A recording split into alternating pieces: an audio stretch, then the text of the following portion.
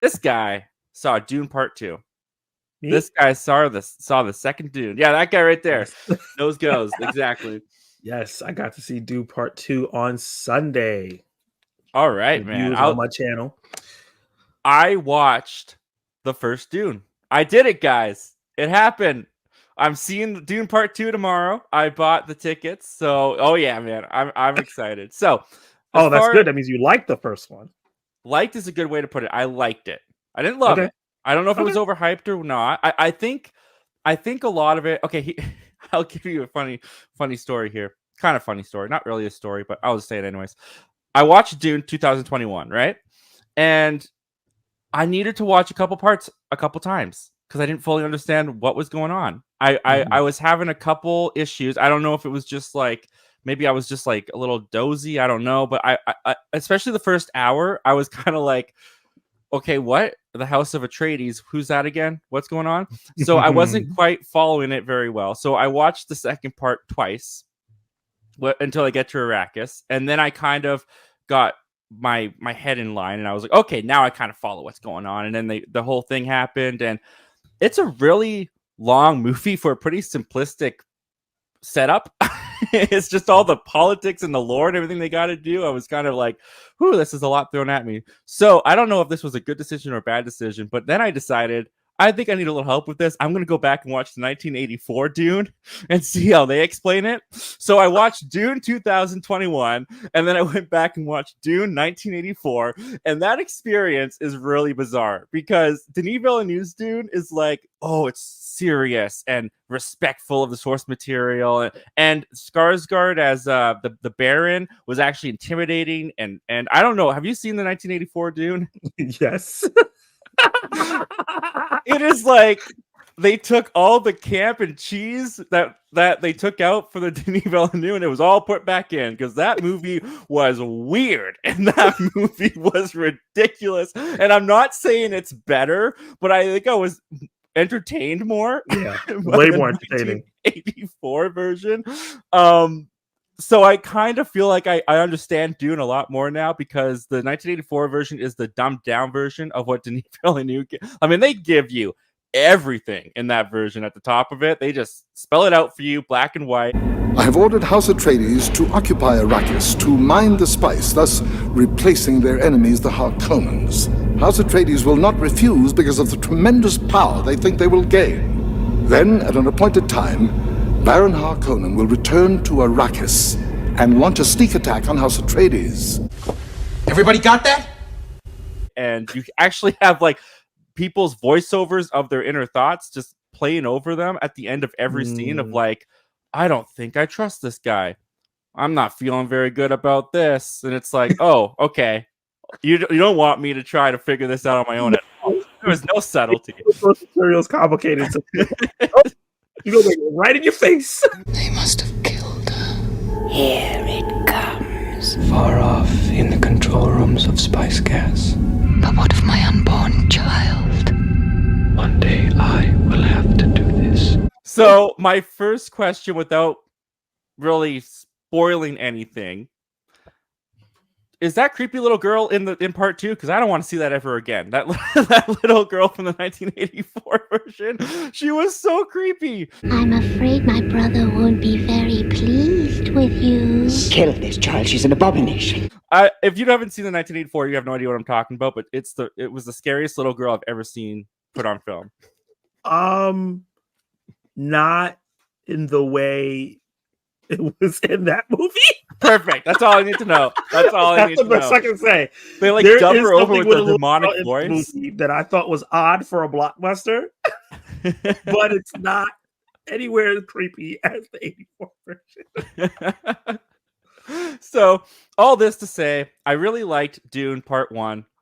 I loved Dune 1984 for all the other That is reasons. Hilarious. It is a wicked double feature. I highly, because it's the same movie. Like what's kind of cool is there's sequences that are exactly the same beat for beat, but the technological advancements of today versus what they had to work with of the 80s, it's kind of cool how they work with both the scenes and what they like. The sandworms actually looked pretty freaking cool in 1980 when they come up and eat that like spice I don't know what it's called, Yeah. machinery thing. I know what you're talking about. Yeah. Yeah, so it's a really fun double feature. But the last 40 minutes of Tones Dune are 1984 are is different.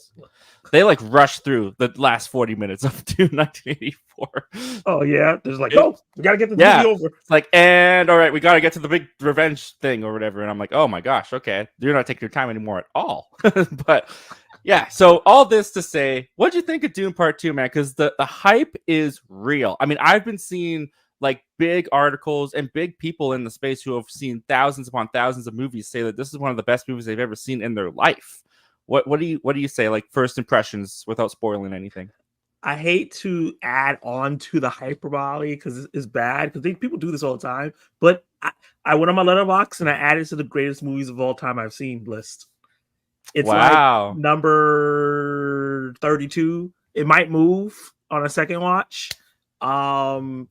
Yeah, I sat there and I was like, because I love the first the Denis movie and I liked the 84 one, but I have to watch it again because I watched that like in the 90s. So I was a kid. So I highly encourage you to check it out again. yeah, just to see the difference, like, whoa, this is wild. I haven't seen Dune. And it's a really good cast in that 84, like a stellar Patrick Stewart popped up. I was like, what? Yes, the cast is actually really great. It's just a weird ass movie. Like all the weird stuff in the book that people are like, you can't adapt this, and Denis just left. David Lynch was like, I'm putting this shit in there. There's so much weird stuff in there. So yeah, so all the problems that you had with Dune Part 1 are solved in Dune Part 2. Okay. The pacing, I think, was the biggest issue of Dune Part 1. I think agree. Connecting to the characters was an issue I even had, even though I love the movie and understood what was going on. And sometimes with sci-fi movies, I know I'm not going to connect with the characters like I should because they're more chess pieces in this bigger story. But the Fremen help connect the story, and you care about the people so easily. Like that's what was missing in the first one, the Fremen. And I think that once you watch it, you'll agree and say like, okay, this was the missing piece that I needed. And the action sequences are much better. It's just everything that was good in Dune Part 1 is there, and it just made everything that was weak better. Awesome. That's good to hear. I think my biggest problem with the pacing is the fact that the movie doesn't really have a climax. Like it doesn't really like it. To me, it kind of just felt like a really long second act. And then when the movie ended, I didn't really feel that satisfied. I think that's one of the reasons I went and watched the 1984 version as well. It's because the movie ended and I was just kind of like, that's it. Like I don't feel like I got the whole story. Obviously, I didn't get the whole story, but it was very jarring in a way when it ended. Yeah, no. For me too. I remember watching it at home because it was pandemic. I didn't get to watch it in the theaters. And when it ended, I was like, what the heck? And I just watched Lord of the Rings Fellowship of the Ring. And spoiler alert, but that movie came out a long time ago. It ends the same way. So I was like, what the hell? Y'all made me watch this 3-hour movie and there's no ending? So then I go, dude, which is almost another 3-hour film, and there's no ending. And I'm like, what are you guys doing to me? That's a fair point.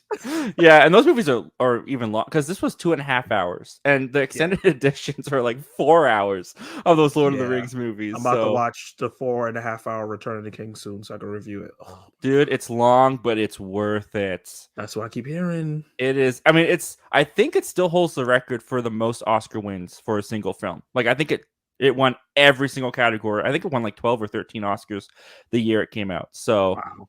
I'm hoping that's what happens with Part 2. I think it has strong Oscar chances next year. Well, thank you very much for checking out this clip from our live show that we do every Wednesday at 7:30 p.m. Pacific Standard Time called Zach Milne Talks Live. If you like talking movies, if you like talking movie news, why don't you consider hitting that subscribe button before you leave? We do that on this channel all the time. But if you still need some time before you fully commit, you can check out the full video this clip is from right here, and you can check out another video over here.